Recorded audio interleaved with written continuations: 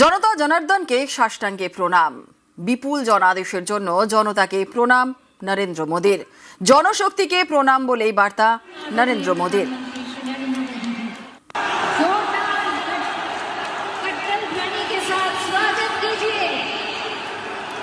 माननीय प्रधानमंत्री परम आदरणीय प्रधानमंत्री श्री नरेंद्र मोदी जोरदार कट्टल ध्वनि के साथ स्वागत कीजिए।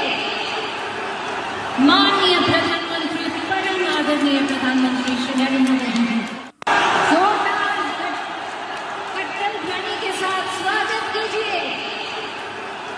माननीय प्रधानमंत्री परम आदरणीय प्रधानमंत्री श्री नरेंद्र मोदी। 1977-এর পর 2026 49 বছর পর ফের দিল্লি এবং বাংলায় একই দলের সরকার। ব্রিগেডে বিজেপির শপথেও দেখা গেল ডাবল ইঞ্জিন। বাংলার মুখ্যমন্ত্রীর শপথে প্রধানমন্ত্রী, প্রতিরক্ষামন্ত্রী, স্বরাষ্ট্রমন্ত্রী, মঞ্চে 21 রাজ্যের মুখ্যমন্ত্রী।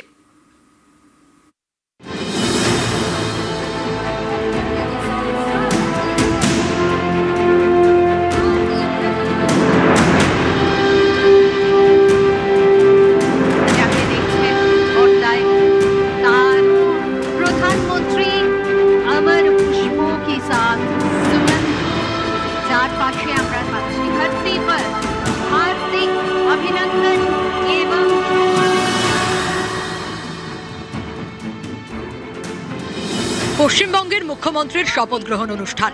ব্রিগেডের সেই মঞ্চে উপস্থিত প্রধানমন্ত্রী, কেন্দ্রীয় স্বরাষ্ট্রমন্ত্রী থেকে একের পর এক কেন্দ্রীয় নেতা।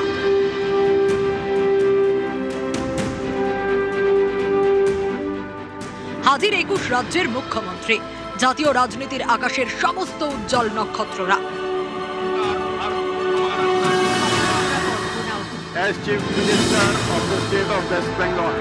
এমনই মহাসমাবেশে শপথ বাক্য পাঠ করলেন মুখ্যমন্ত্রী শুভেন্দু অধিকারী।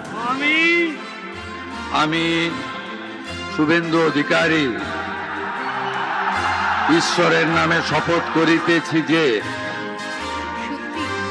এ রাজ্যের কোনো মুখ্যমন্ত্রীর শপথ গ্রহণ অনুষ্ঠানে এমন দৃশ্য দেখা যায়নি।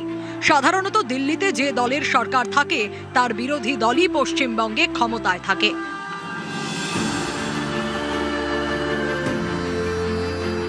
বাম থেকে তৃণমূল আমল, এ বঙ্গে এটাই রীতি।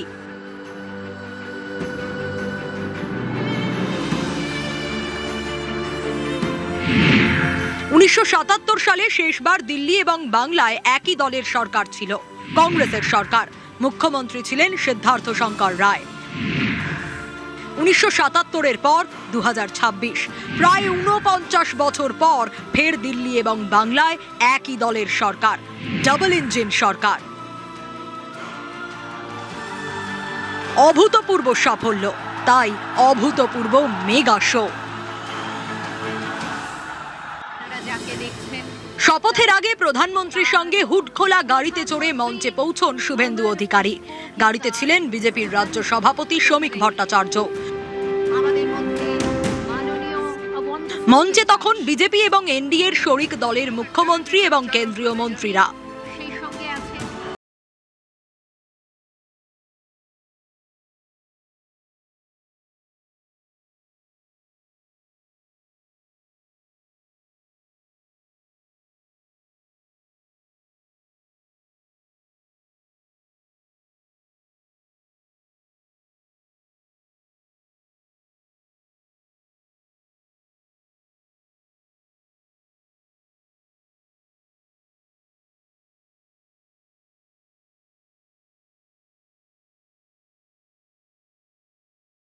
অন্ধ্রপ্রদেশের মুখ্যমন্ত্রী চন্দ্রবাবু নাইডু।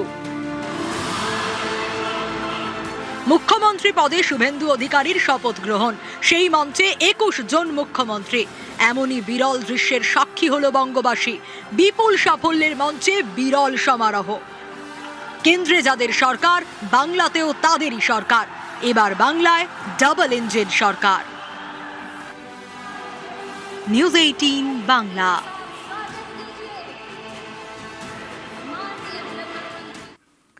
শ্যামাপ্রসাদের মাটিতে প্রথমবার বিজেপির সরকার। ব্রিগেডের শপথ গ্রহণ অনুষ্ঠানে শ্যামাপ্রসাদ মুখোপাধ্যায় দীর্ঘদিনের সঙ্গী 97 বছরের মাখনলাল সরকার।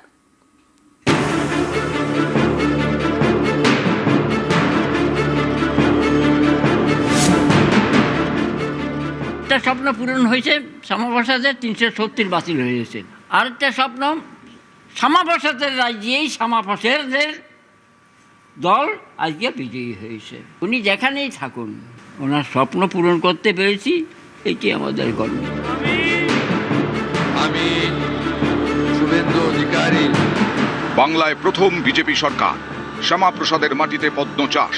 শনিবার ব্রিগেডে শপথ গ্রহণ। এই শপথ গ্রহণ অনুষ্ঠানের মঞ্চে ছিলেন মাখনলাল সরকার। শ্যামাপ্রসাদ মুখোপাধ্যায়ের দীর্ঘদিনের সঙ্গী মাখনলাল সরকার, বয়স 100 ছুঁই ছুঁই।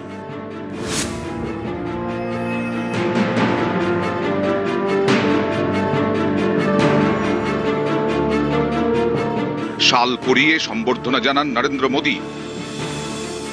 তারপর প্রণাম করেন, পায়ে হাত দিয়ে প্রণাম, বেশ কিছুক্ষণ আলিঙ্গন।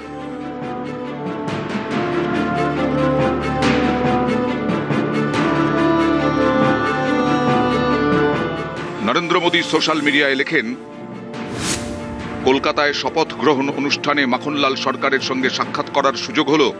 উনি জাতীয়তাবাদী শ্যামাপ্রসাদ মুখোপাধ্যায়ের সঙ্গে কাজ করেছিলেন এবং জম্মু কাশ্মীরে গ্রেফতার হয়েছিলেন।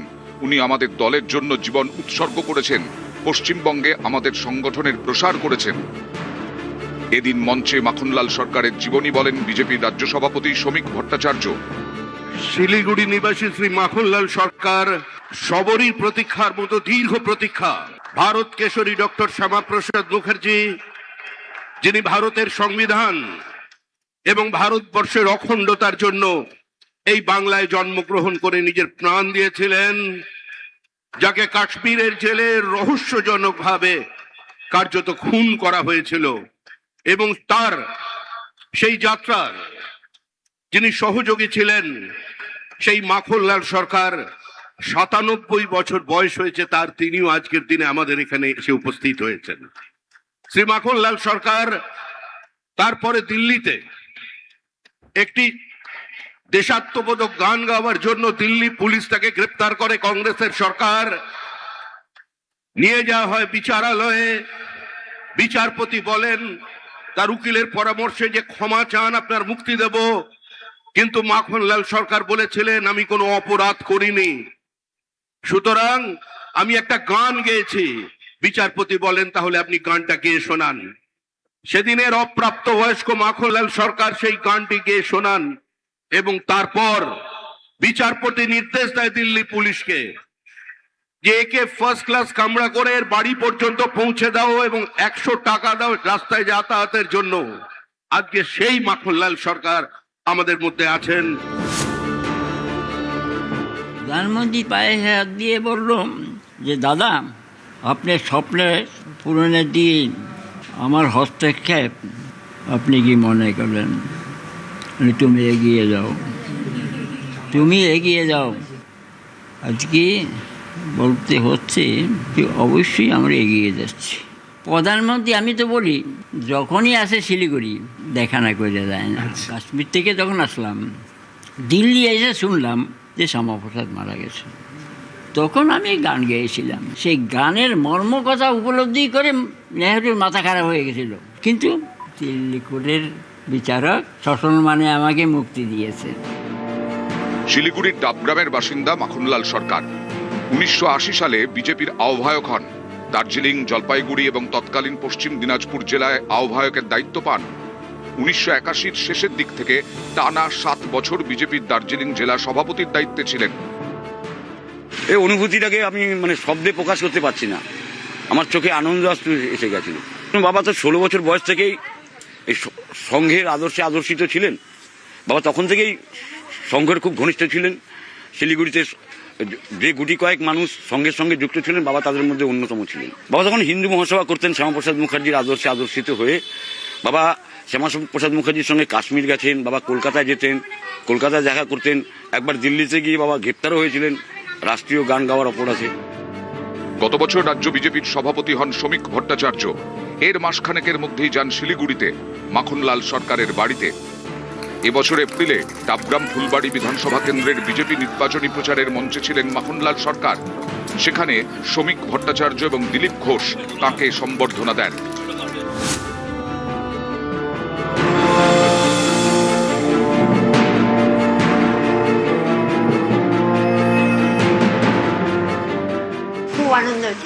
চোখে জল এসে গেছিল যখন দেখছি প্রধানমন্ত্রী গায়ে উত্তরিয়ে দিয়ে পা ধরে প্রণাম করছে, শুভেন্দু সেটি প্রণাম করতেছে, খুব ভালো লাগছে। উনি ঘরেও দেখতেন, পার্টিতেও যেতেন, কোনো সময় কোনো খারাপ কিছু দেখিও নি, আর নিঃস্বার্থভাবে পার্টি করে গেছে। কোনো পার্টি থেকে যে কোনো কিছু নিবো বা কিছু সেই সব কিচ্ছু করেন না। এটা রানিং, কিন্তু এখনও বাজার ঘাট সব কিছুই করছেন। বিয়ের 3 বছর পরে শিলিগুড়ি আসি, তখন দেখতাম RSS করে, খুব ভালো লাগছিল, মানে মনে হচ্ছিল যে সামনে গেলে আরো ভালো হবে। নিউজ 18 বাংলা। 21-এ তার নেতৃত্বেই 3 থেকে 77, এবার 207-এও তিনি নিরলস যোদ্ধা। বাংলার প্রথম বিজেপি সরকারের মন্ত্রী হিসেবে ব্রিগেডে শপথ, সংগ্রাম থেকে সরকারের মন্ত্রী দিলীপ ঘোষ, বাংলাকে ঢেলে সাজানোর মিশন। ও আনুগত্য পোষণ করিব, আমি ভারতের সার্বভৌমত্ব ও অখণ্ডতা রক্ষা করিব। পশ্চিমবঙ্গ রাজ্যের মন্ত্রী রূপে আমার কর্তব্য সমূহ নিষ্ঠাপূর্বক এবং বিবেক। ভারতবর্ষ পরিচালনা করছেন গুজরাটের 2 ব্যক্তি, নরেন্দ্র মোদী আর অমিত শাহ, আর এই পশ্চিমবঙ্গ চালাবেন অবশ্যই মেদিনীপুরের 2 ভূমিপুত্র, শুভেন্দু অধিকারী, দিলীপ ঘোষ। দিলীপদা, শুরুতে এটাই বললাম যে মেদিনীপুরের 2 ভূমিপুত্র, শুভেন্দু অধিকারী, দিলীপ ঘোষ, এই দিনটার তো অপেক্ষা ছিল। 208 জন আমাদের বিধায়ক আছেন, পার্টির লক্ষ লক্ষ কার্যকর্তা আছেন, এরাই বাংলাকে চালাবে, সুশাসন দেবে ব্যবস্থা অনুযায়ী। স্বাভাবিকভাবে পার্টির মধ্যে বরিষ্ঠ বলে আমাদেরকে সামনে রাখা হয়েছে। আর মেদিনীপুর তো নেতৃত্ব দিয়েছে, বাংলাদেশকে নেতৃত্ব দিয়েছে, মেদিনীপুর বাংলাকে নেতৃত্ব দিয়েছে। আমার মনে হয় মেদিনীপুরের নেতৃত্ব ভারত বাংলাকে আবার ঠিক রাস্তায় নিয়ে যাবে। আপনি শুভেন্দু অধিকারীর নাম প্রস্তাব করেছিলেন, যখন মঞ্চে আজকে শপথ নিচ্ছিলেন সেই মুহূর্তে দীর্ঘদিন একদম শূন্য থেকে লড়াই শুরু, ক্ষমতায় আসে, আপনি তো সেই শূন্য লড়াইয়ে আপনি সাক্ষী। যদি একটু ফ্ল্যাশব্যাক ফিরে যেতে হয় বা আজকের দিন। লড়াই 51 সাল থেকে শুরু হয়েছে, শ্যামাপ্রসাদের হাত ধরে এক একজন নেতৃত্বে এসছেন, তারা তাদের মতো করে এগিয়ে নিয়ে গেছেন পার্টিকে। আমি সুযোগ পেয়েছি, নেতৃত্ব মোদীজি ছিল, অমিত শাহ ছিল, সেই লাভটা আমরা নিয়ে পার্টিকে বাড়িয়েছি। পরবর্তীকালে শুভেন্দু এসেছেন, তার প্রশাসনিক অভিজ্ঞতা দিয়ে তিনি পার্টিকে নির্বাচনে জেতাবার চেষ্টা করেছেন। আমাদের সভাপতি সমিত দা আছেন, তারও খুব পুরনো অভিজ্ঞতা আছে, রাহুল দা, এরকম বহু কার্যকর্তা যারা বহু বছর ধরে পরিশ্রম করেছেন, তার ফল আজকের এই বিজয়। বলছি, সুব্রত গুপ্তকে আপনারা যে উপদেষ্টা হিসেবে নিয়োগ করেন, এটা তো মাস্টার স্ট্রোক, প্রথম দিনেই শুরু হয়েছে। দেখা যাক, অনেক যোগ্য ব্যক্তি আছেন, তাদেরকে আমরা কাজে লাগাবো। কিন্তু লাস্ট 2টো প্রশ্ন। এক, সেটা হচ্ছে যে একটা সময় যখন আপনি দীঘার মন্দিরে গিয়েছিলেন, অনেক কথা শুনতে হয়েছিল, আপনার খারাপ লাগা বিভিন্ন জায়গায় হয়তো বলেছেন যে দিলীপ ঘোষ চলে যাচ্ছে, লোকে তো অবাক হয়ে গেছিলেন। কি বলবেন আজকের দিনে দাঁড়িয়ে ওই দিলীপ ঘোষের জায়গায় আছে, একটা মিশন নিয়ে এসছে, লোকেরা বুঝতে ভুল করে, তখন সমস্যা হয়। শেষ প্রশ্ন, মন্ত্রী হিসেবে যে দপ্তরই পান, শোনা যাচ্ছে আপনি উপমুখ্যমন্ত্রী হবেন এবং সঙ্গে গ্রাম অঞ্চলও পাবেন, গ্রাম উন্নয়নের ব্যাপার। যাই হোক, কি করতে চান, কি কাজ প্রথম সরকার কাজ করবে, তার মধ্যে আমরা আছি। সরকার একটা পলিসি আছে, আমাদের দেশভর কাজ করছে, উন্নয়নের আমাদের একটা ঢাঁচা আছে, তার উপরে কাজ করবো। স্পেসিফিক কাজ স্পেসিফিক কিছু না, পুরো পশ্চিমবাংলা নতুন করে করতে। কর্মীদের কোনো বার্তা দিচ্ছেন বা দেবেন? এই যে কর্মীরা যে পরিশ্রম করেছেন তার জন্য তাদেরকে অভিনন্দন করছি, এবং এতদিনের যে বলিদান তার ফল এবার সমাজ পাবে। তার অভিজ্ঞতা, মন্ত্রিত্ব পাওয়ার পর তার টার্গেট সবকিছু নিয়ে নিউজ 18 বাংলায় অকপট ইন্টারভিউ দিলেন রাজ্যের মন্ত্রী দিলীপ ঘোষ। হিরণ রায় বর্মন, নিউজ 18 বাংলা।